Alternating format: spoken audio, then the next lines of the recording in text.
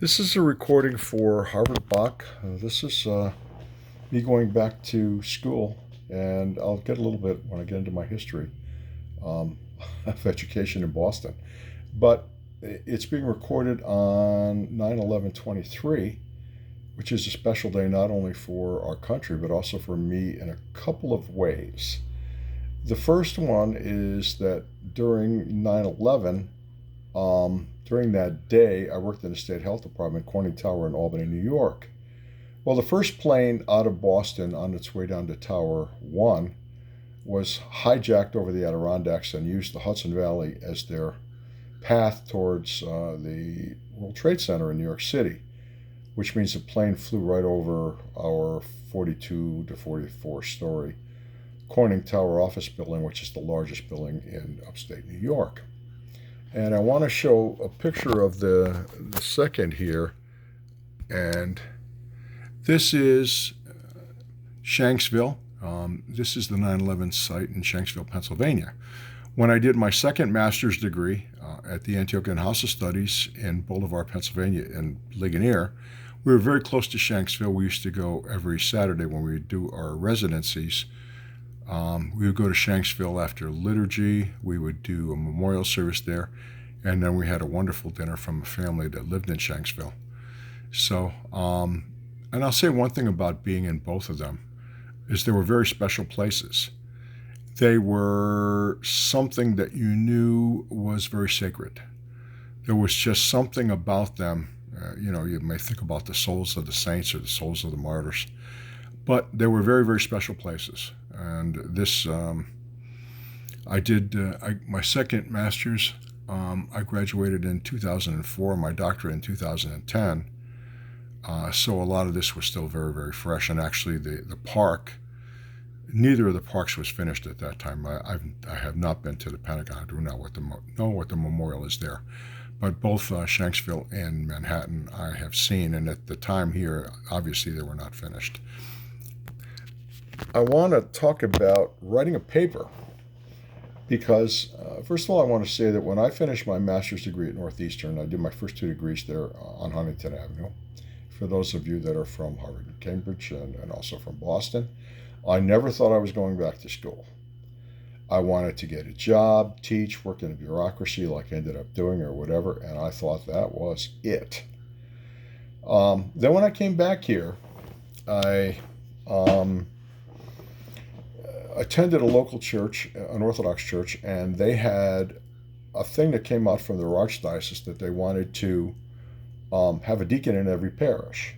But in order to do that, you had to go through 3 years of theological studies, and also you had to have liturgics taught by your pastor. So St. George sponsored me, and I went to the Antiochian House of Studies. Well, at the residency down there, they said that, oh, by the way, this program has now been approved for a master's degree from the University of Balaman in Tripoli, Lebanon. All I had to do was write a thesis upon completion of the 3 course years, and then I would receive from Balaman I would receive a master's degree. So I said, well, of course I'm in. We were the first group. We learned an awful lot about that. But anyway, also about how to write a paper. Because when you're in the first group, everything is almost a lab. And my advisor was very hard on me. But on graduation, he said to me, I was hard on you because of your topic. And I'll get to that in a minute. This was my master's thesis here. And I'll read it here. It says, the Orthodox Church in the Southwest Balkans since the fall of communism from a historical, ethical, and theological perspective. And I went to Albania and then later Serbia, Kosovo, Montenegro. My advisor was very hard on me, but he said the reason was because I was becoming a contemporary in that field, and so therefore he had to critique it very, very harshly too, because it had to be something that would be acceptable as someone who is now in that field. And indeed, a government and also a metropolitan also received copies of this, and they read it and got back to me. So one thing I want to talk about with the kids as well as people that are at masters, because obviously it's only a 10-minute, is that I am also now, because I finished my doctorate from Pittsburgh Theological Seminary, and I became a supervisor, a first reader supervisor or second reader supervisor.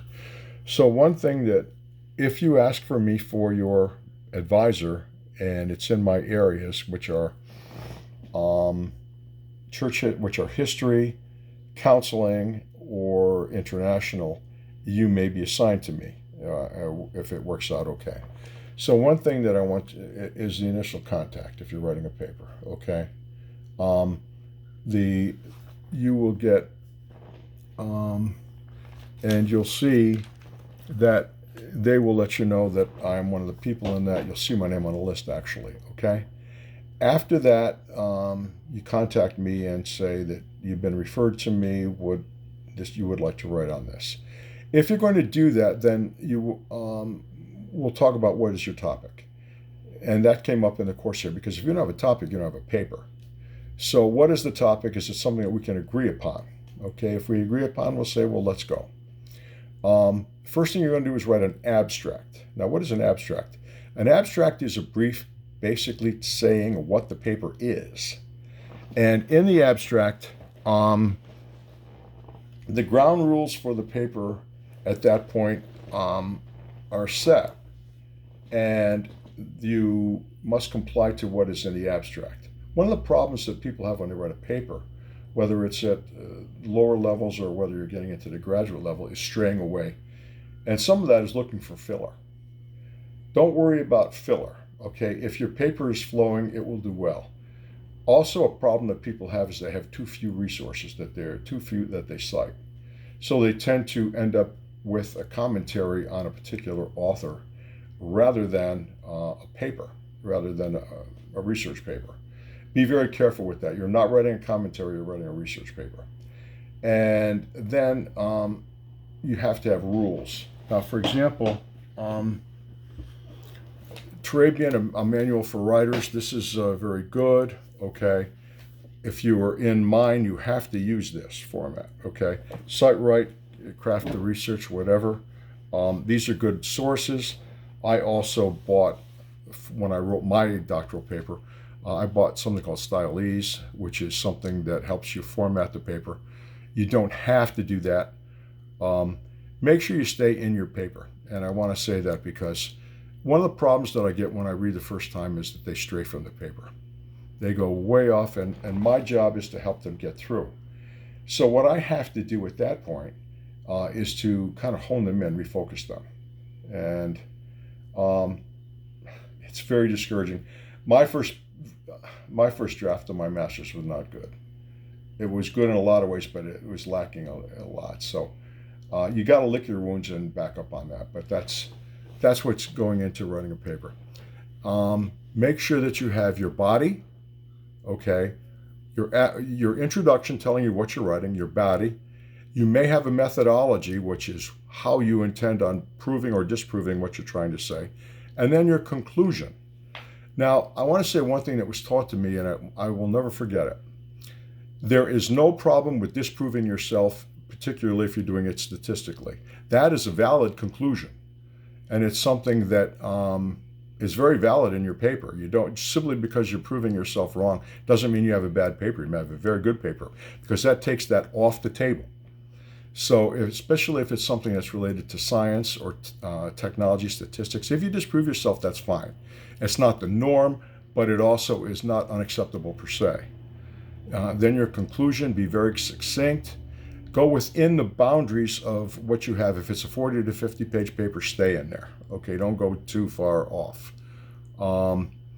And for small people that are writing a paper, when you're just writing even elementary, middle school, that is something that will be so valuable to you as you move up into high school, college, and then beyond. I said to the students that I saw that, you don't know how valuable what she's teaching you in this English lesson is. This is how you're going to write a paper for all the rest of your career. And elementary school teachers, your foundation that you're giving them is so important. And that's this second that's the second video for Harvard Bok, and thanks for listening on How to Write a Paper by Stephen Sherokey. Thank you.